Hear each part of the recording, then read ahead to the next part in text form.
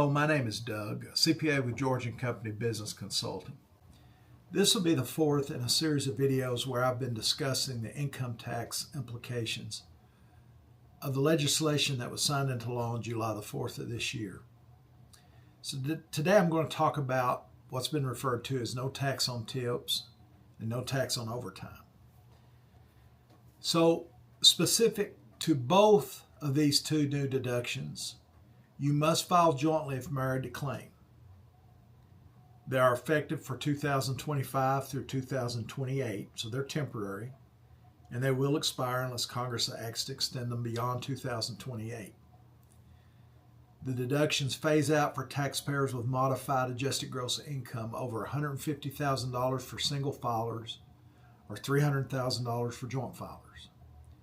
And they are available for both itemizing and non-itemizing taxpayers.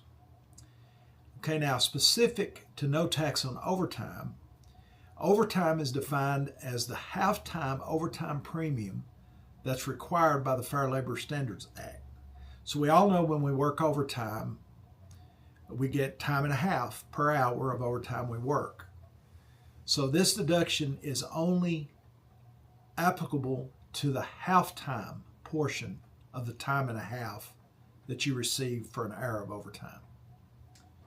The maximum annual deduction is $12,500 for single filers or $25,000 for joint filers.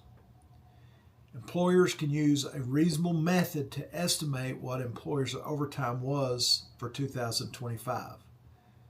This is to allow employers a little bit of space to transition into this new reporting standard. But starting in 2026, employers must use exact reporting.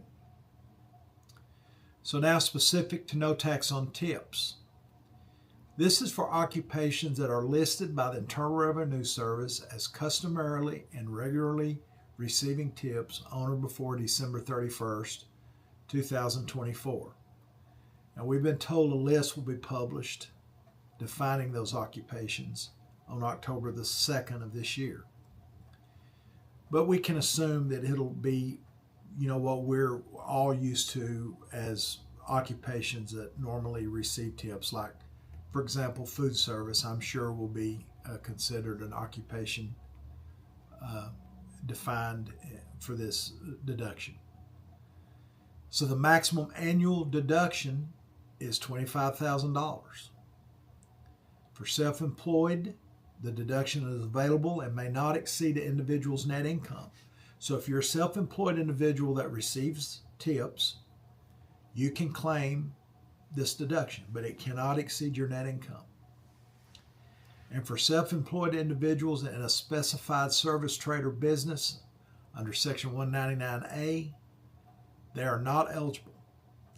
And employees whose employer is a specified service, trade, or business are also not eligible. Specified service, trade, or business are professions like doctors, dentists, accountants, lawyers, occupations that depend on the personal expertise and reputation of an individual. So if you have any questions about either one of these two new deductions, don't hesitate to reach out to me. Thanks. If you have any questions about this, please comment below or reach out to me. Thank you.